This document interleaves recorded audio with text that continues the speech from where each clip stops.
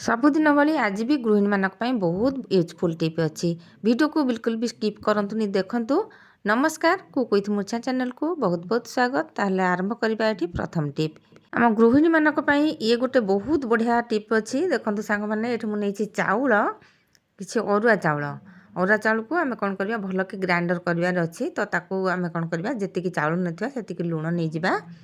ଆଉ ଏଥିରେ ଦୁଇଟା ତିନିଟା ଜିନିଷ ମିଶିବ। ବହୁତ ବଢ଼ିଆ ଜିନିଷଟେ ତିଆରି ହେଉଛି ଆମ ଗୃହିଣୀମାନଙ୍କର, ସବୁବେଳ ପାଇଁ କାମରେ ଲାଗିବ। ତାପରେ ଏଠି ଦେଲି ଟିକେ ତେନ୍ତୁଲି ଗୁଳା ନଥିଲେ ଆମ୍ବୁଲ ଦେଇଦେବେ, ଆମ୍ଚୁର ପାଉଡ଼ର ଦେଇପାରିବେ, ଟିକେ ଅଟା 2 ଚାମଚ ଦେଇଦେବା। ବହୁତ ବଢ଼ିଆ ଭାବରେ ତାକୁ ପାଲିସ୍ କରିକି କ'ଣ କରିବା ନା, ଗ୍ରାଇଣ୍ଡର କରିକି ନେଇ ଆସିବା। ଆମ ଗୃହିଣୀମାନଙ୍କର ସବୁବେଳ ପାଇଁ ଏଇ ଜିନିଷଟା ଆମର ଦରକାର। ତ ଦେଖନ୍ତୁ, ଏଇଠି ବହୁତ ହି ବଢ଼ିଆ ଭାବରେ ପାଲିସ୍ କରି ଆଣିଛି। ତାପରେ ଯଦି ଆପଣଙ୍କ ପାଖରେ ଏଇଭଳି ଲେମ୍ବୁ ଥାଏ, ଗଛରେ ମୋର ଲେମ୍ବୁ ଥିଲା, ମୁଁ ନେଇ ଆସିଛି। ଆ ଜାଗାରେ କାଗଜ ଲେମ୍ବୁ ଦେଇପାରିବେ, ନହେଲେ ଭିନେଗାର ଯଦି ଥିବ ଅଳ୍ପ ଟିକେ ଭିନେଗାର ଦେବେ। ଆଉ ଏସବୁ ଜିନିଷ କିଛି ନଥିଲେ ବି ଖାଲି ଆମେ ଯେଉଁ ତେନ୍ତୁଲି ଦେଲେ, ତେନ୍ତୁଲି ଟିକେ ନାଗୁରୁ ବେଶୀ ଦେବା, ଭିନେଗାର ଦରକାର ନାହିଁ। ତ ତାପରେ ତାକୁ ଭଲ ଭାବରେ ଆଉ ଟିକେ ପୁଣି ପେଷ୍ଟ ଗ୍ରାଇଣ୍ଡର କରି ଆଣିଲି, ମାନେ ବଢ଼ିଆ ଭାବରେ ତାକୁ ପାଲିସ୍ କରିବାରେ ଆମକୁ ଅଛି। ଚାଉଳଟା ନା ଟିକେ ଖଦଖଦରିଆ ରହିଲେ ଆମକୁ ଆମ କାମଟା ଭଲ ସୁବିଧା ହେବନି। ତାପରେ ତାକୁ ଟିକେ ମୁଁ ଶୁଖେଇ ଦେଲି, ଶୁଖେଇକି ରଖିଲେ ବହୁତ ଦିନ ତକ ରହିବ। ତ ସେଥିପାଇଁ ଟିକେ ଖରାରେ ମୁଁ ଆକୁ ଥୋଇଦେଲି। ଖରାରେ ଶୁଖିଗଲା ଯେମିତି ଆଣିଲି। ଦେଖନ୍ତୁ, ଏଥିରେ ଆମେ ଆଉ ଟିକେ ସର୍ପ ଗୁଣ୍ଡ ପକାଇବା। ଯଦି ଆପଣଙ୍କ ଆଗରୁ ସର୍ପ ଗୁଣ୍ଡ ପକାଇକି ପେଶିଥିବେ ତ ଭଲ କଥା, ଯଦି ନାହିଁ, ମୁଁ ତ ପକାଇନି। ତାପରେ ସର୍ପ ଗୁଣ୍ଡ ଟିକେ ନାକୁ ସେଥିରେ ମିଶାଇ ଦେଲି। ଦେଖନ୍ତୁ, ମିଶାଇକି ଆମେ କ'ଣ କରିବା, ଆକୁ ବାସନ ମାଜିବା। ଯେକୌଣସି ବାସନ ମାଜିଲେ ବହୁତ ବଢ଼ିଆ ସଫା ହେବ। କିନ୍ତୁ ଠାକୁର ବାସନ ଆମକୁ ନିହାତି ମାଜିବାକୁ ପିତାମ୍ବରୀ କିଣିବାକୁ ପଡ଼ିବନି। ପିତାମ୍ବରୀ କାହିଁକି, ପିତାମ୍ବରୀ ଗୁଡ଼ା କିଣିଲେ କ'ଣ ନା, ମାଜିଲେ ଆମ ହାତ ଖାଇଯାଏ। ଦେଖିବେ, ଯେଉଁମାନେ ପିତାମ୍ବରୀ ବେଶୀ ୟୁଜ୍ କରୁଥିବେ ତାଙ୍କ ହାତ ଖାଇଯାଏ। ତ ଆମକୁ ଆଉ ପିତାମ୍ବରୀ କିଣିବାକୁ ପଡ଼ିବନି, ବହୁତ ବଢ଼ିଆ ସଫା ହେବ। ଆଉ ଭଲ ଠାକୁର ବାସନ ମାଜିବାକୁ ସୁବିଧା ହେବ। ଆମେ ଏମିତି ତିଆରି କରିକି ରଖିଦେଇଥିବା। ଯଦି ଘିଅ ଚିକିଟା ଦୀପ ସବୁ ମାଜୁଛନ୍ତି, ନିଶ୍ଚୟ ତା ଦେହରେ ଟିକେ ସର୍ପ ଗୁଣ୍ଡ ଟିକେ ପକାଇଦେଲେ ବହୁତ ହି ବଢ଼ିଆ ହେବ। ଆଗରୁ ଯଦି ପକାଇଲେ ଭଲ କଥା। ଦେଖନ୍ତୁ, ଏଠି ଆଗ କ'ଣ କରିବା, ଆମେ କ'ଣ କରିବା, ତାକୁ ଏମିତି ମାରିକି ଟିକେ ଯେତେ ବାସନ ସବୁ ଥିବ ଏମିତି ମାରିକି ଥୋଇଦେବା। 2 ମିନିଟ୍ ପର୍ଯ୍ୟନ୍ତ ଏମିତି ମାରିକି ଥୋଇଦେବା। ତା ପଛରେ ତାକୁ ଟିକେ ଖାଲି ଯେଉଁ ଯେକୌଣସି ସ୍ପଞ୍ଜରେ ମାଜିଦେବା। ତାହେଲେ ସେ ବହୁତ ବଢ଼ିଆ ଭାବରେ ସଫା। ବେଶୀ କଷ୍ଟ କରିବାକୁ ପଡ଼ିବନି, କିମ୍ବା ଆମକୁ ବେଶୀ ପଇସା ଖର୍ଚ୍ଚ କରିବାକୁ ବି ଏଥିରେ ପଡ଼ିଲାନି। ତ ଦେଖନ୍ତୁ, ମୁଁ ଏଇଠି ଧୋଇ ଦେଉଛି। ତାପରେ ଦେଖନ୍ତୁ କେତେ ସୁନ୍ଦର ଭାବରେ ସଫା ହେଇଯାଇଛି। ତ ଚ୍ୟାନେଲରେ ଯଦି ନୂଆ ଅଛନ୍ତି, ପ୍ଲିଜ୍ ସବସ୍କ୍ରାଇବ୍ କରିନିଅନ୍ତୁ। ଏମିତି ନୂଆ ନୂଆ ଟିପ୍ ଗୁଡ଼ାକ ଦେଖିବେ, ନୂଆ ନୂଆ ଭିଡ଼ିଓ ଦେଖିବେ। ତାପରେ ଆପଣମାନେ ବି ଏମିତି ଯଦି ଯେକୌଣସି କାମକୁ ଫଲୋ କରିବେ, ଆପଣମାନଙ୍କର ବି କାମ ସହଜ ହେଇଯିବ। ତ ଦେଖିବା ନେକ୍ସଟ ଟିପ୍। ଏଠି ଦେଖନ୍ତୁ, ମୁଁ ସଫା କରିବାକୁ ନେଇଛି ଏଇ ଯେଉଁ ଧଳା ଜିନିଷଟା ମୁଁ ନେଉଛି, ଗଞ୍ଜି। ଏ ଗଞ୍ଜି ବିଲକୁଲ ବି ଛାଡ଼ିବନି, କେତେ ଅସନା ହେଇଛି ଦେଖନ୍ତୁ। ଯଦି ଆକୁ ପୁରା ବଢ଼ିଆ ଭାବରେ ସଫା କରିବାକୁ, ପୁରା ଧଳା କରିବାକୁ ଚାହୁଁଛନ୍ତି ଅତି ସହଜରେ, ତ ଆମେ କ'ଣ କରିବା, ଏମିତି ଦେଖନ୍ତୁ, ମୁଁ ଟିକେ ସର୍ପ ଗୁଣ୍ଡ ପକାଇକି ବତୁରେଇ ଦେଇଥିଲି ଆଗରୁ। ତ ତାପରେ କ'ଣ କରିବା, ଏମିତି ଗରମ ପାଣି ନେଇଯିବା, ଗରମ ପାଣିରେ ବତୁରେଇ ଦେବା। ଆଉ ଆଗରୁ ବତୁରେଇବେ, ନହେଲେ ଗରମ ପାଣି ଦେହରେ ବି ଆଗ ଗରମ ପାଣି ନେଇକି ତାପରେ ଯାହା ମୁଁ ପକାଇଲି ସବୁ ପକାଇବେ। ସର୍ପ ଗୁଣ୍ଡ ପକାଇବେ, ଟିକେ ଲୁଣ ପକାଇବେ, ଟିକେ ବେକିଂ ସୋଡ଼ା ପକାଇଦେବେ। ଆକୁ 5-10 ମିନିଟ୍ ପର୍ଯ୍ୟନ୍ତ ରଖିଦେବେ। ଦେଖନ୍ତୁ, ଟିକେ ଲୁଣ ପକାଇଲି, ତାପରେ ବେକିଂ ସୋଡ଼ା ବି 1 ଚାମଚ ପକାଇଲି। ଧଳାଟା ଆମକୁ ବଢ଼ିଆ ଭାବରେ ସଫା କରିବାର ଅଛି। ତ ସେଥିପାଇଁ ତାକୁ 5 ମିନିଟ୍ ଖଣ୍ଡେ ବତୁରେଇ ଦେବା। ଯେଉଁ ଝାଳ ହେଇଥାଏ, ଜିଦ୍ଦି ଦାଗ ହେଇଥାଏ, ଏମିତିରେ ବହୁତ ବଢ଼ିଆ ଭାବରେ ଛାଡ଼ିଯିବ। ଦେଖନ୍ତୁ, ଏଠି ମୁଁ କାଚିକି ନେଇ ଆସିଛି। ବଢ଼ିଆ ଭାବରେ ସଫା ହେଇଯାଇଛି ପୁରା। ଯେତେ ସବୁ ମଳି ସବୁ ଛାଡ଼ି ଯାଇଛି ଧଳା ଦେହରୁ।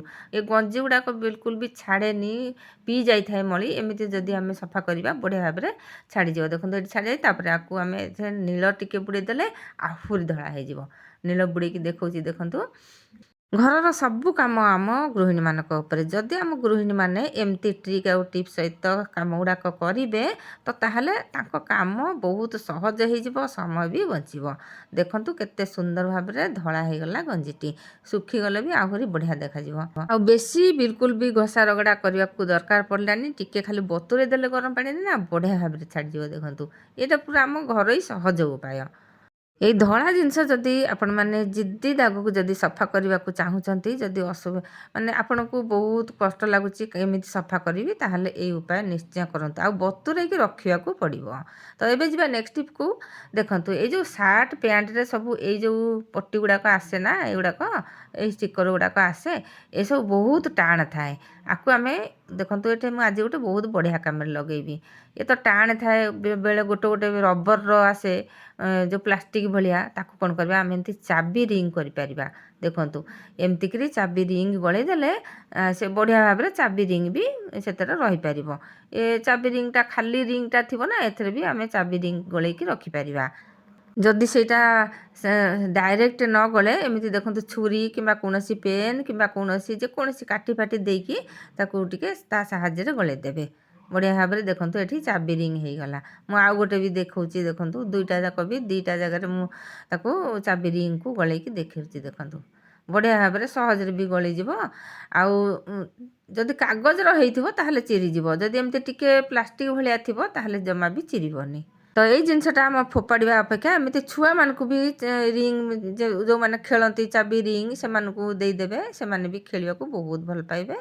ତ ଏବେ ଯିବା ଆମେ ନେକ୍ସଟ ଟିପ୍କୁ। ନେକ୍ସଟ ଦେଖିବା କ'ଣ ଅଛି। ଦେଖନ୍ତୁ ଆଜି ଆମେ ଦେଖିବା ଗୋଟେ ବହୁତ ବଢ଼ିଆ ଏଇ କୋବିର ରେସିପିଟା, ଘରୋଇ ରେସିପି। ଆମେ ଘରେ ସମସ୍ତେ କୋବି ରାନ୍ଧୁଛନ୍ତି, ଆମେ କ'ଣ କରୁଛନ୍ତି ନା ମସଲା ଦେଉଛନ୍ତି ଅନ୍ୟ ପିଆଜ ରସୁଣ ଅଦା ଏସବୁ, କିନ୍ତୁ ଯଦି ଆମେ କୋବିକୁ ଆମେ ଭାଜିବା ତାହେଲେ ଦେଖନ୍ତୁ ଏମିତି ହିଁ ମସଲା ନେବା। ଜିରା, ସୋରିଷ, ବିଲାତି, ରସୁଣ, ପିଆଜ ଅଳ୍ପ। କାରଣ ଏବେ କୋବି ବହୁତ ମିଠା ଲାଗେ, ଜଣ ଜଣକୁ ମିଠା ପସନ୍ଦ ନୁହଁ, ତେଣୁକରି ଆମେ ଖୁବ୍ କମ୍ ପିଆଜ ନେବା। ତାକୁ ବାଟି ଆଣିବା। ଆଉ ତାପରେ ଯଦି ବିଲାତି ବାଟୁଛନ୍ତି ନହେଲେ ତ ନାହିଁ, ମୋ ଭଳି ମୁଁ ବାଟିଲିନି, ତାକୁ ରଖିଦେଇଥିଲି, ପଛରେ କେମିତି ପକାଉଛି ଦେଖନ୍ତୁ ଆଗ। ଆଉ ଏଇ ପ୍ରୋସେସରେ ଯଦି ଆମେ କୋବିକୁ ରାନ୍ଧିବା କିମ୍ବା ଭାଜିବା ବହୁତ ସୁନ୍ଦର ଲାଗେ। ତ ମୁଁ ଆକୁ କ'ଣ କରୁଛି ନା ଭାଜୁଛି ଆଜି କୋବିଟା ବହୁତ ବଢ଼ିଆ। ମାନେ ସେ ଯେଉଁ ଆମେ ମସଲା ଦେଉଛେ ପିଆଜ ରସୁଣ ଅଦା ଧଣିଆ ଫଣିଆ ଏଗୁଡ଼ା ସବୁ ଦେଉଛେ, ତାଠୁ ଇଏ ଆହୁରି ସୁନ୍ଦର ଲାଗେ। ଆପଣମାନେ କୋବି କେମିତି ଭାଜନ୍ତି ନିଶ୍ଚୟ କମେଣ୍ଟରେ ଜଣାଇବେ। ଦେଖନ୍ତୁ ବିଲାତି ଦୁଇଟାକୁ ମୁଁ କ'ଣ କଲି ନା ସେଥିରେ ବାଟି ନଥିଲି, ଏମିତି ଚିପିକି ପକାଇଲି। ଦେଖନ୍ତୁ ଯେତେବେଳେ ବିଲାତି ଆମେ ଏମିତି ଚିପିକି ପକାଇଦେବା ନା, ବହୁତ ସେ ପୁରା ମିଶିଯିବ ଆଉ ପୁରା ମେଞ୍ଚି ମେଞ୍ଚି ହେଇଯିବ।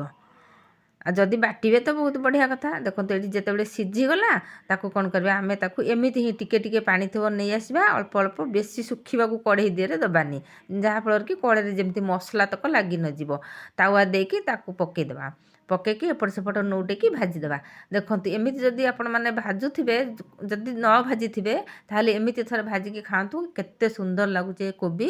ଯେତେବେଳେ କୋବି ସରି ସରି ଆସିବ ନା, ଏ କୋବି ବିଲକୁଲ ବି କେହି ପସନ୍ଦ କରନ୍ତିନି, କିନ୍ତୁ ଏମିତି ଯଦି କୋବି ଭାଜିବେ ବହୁତ ସୁନ୍ଦର ଲାଗିବ, ଆଉ ପୁରା ଭାତ ଖାଇ ହେଇଯିବ। ରୁଟିରେ ବି ଖାଇବେ, ଭାତରେ ବି ଖାଇପାରିବେ।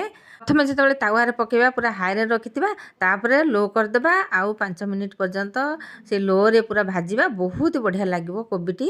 ତ ସାଙ୍ଗମାନେ ଆଜିର ଟିପ୍ କେମିତି ଲାଗିଲା ନିଶ୍ଚୟ କମେଣ୍ଟରେ ଜଣାଇବେ। ଆଗକୁ ମୁଁ ପୁଣି ଆସିବି ଏମିତି ନୂଆ ନୂଆ ଟିପ୍ ନେଇ। ସେ ପର୍ଯ୍ୟନ୍ତ ରହୁଛି। ଜୟ ଜଗନ୍ନାଥ।